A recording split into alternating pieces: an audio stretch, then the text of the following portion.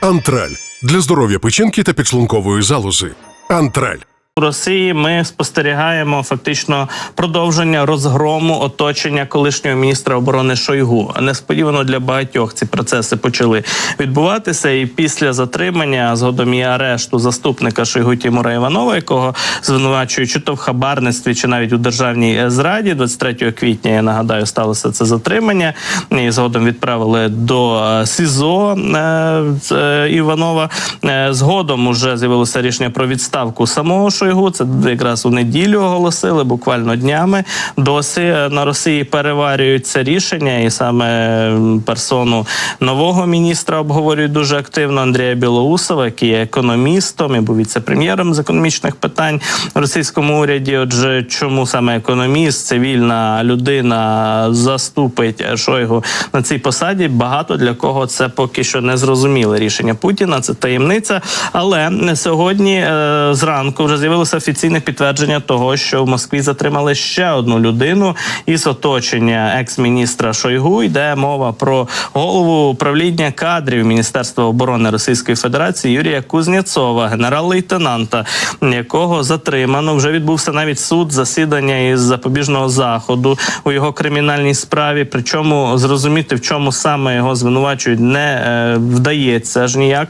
Хоча є певні деталі на сайті Московського суду, одного з московських судів, де йому обирали якраз запобіжний захід. Однак мова лише поки що йде про те, що це кримінальне звинувачення, що це кримінальне провадження, і розслідуванням справи займається головне військово-слідче управління слідчого комітету Російської Федерації. Вже звернулися якраз щодо обрання генералу запобіжного заходу у вигляді взяття під варту. Так, наприклад, співрозмовник агентства ТАСС повідомляє стосовно цієї справи.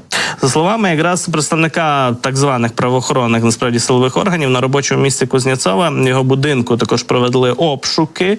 Ну і інші подробиці цієї кримінальної справи поки що не повідомляють. Кузнєцов з 2010 по 23 рік обіймав посаду начальника 8-го управління Генштабу Збройних сил Російської Федерації. Ну, а згодом, власне, очолював якраз кадрову політику, управління кадрів Міноборони РФ і вважався наближеним до Сергія Шойгу, якраз посадовцем, таким посадовцем Міноборони.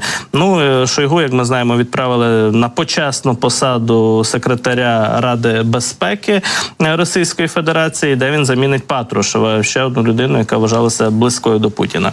Ну, а от Путін, власне, поставить на місце Шойгу економіста з досвідом Андрія Білоусова, який нібито має ціль і завдання, поставлено Путіним, оптимізувати усі процеси фінансування, забезпечення армії зброєю і всім необхідним у ході війни. Ну і, власне, Шойгу та його оточення звинувачують у розкраданні, марнотратництві. Ну, це фактично неформальні звинувачення, які в інформаційному просторі з'являються.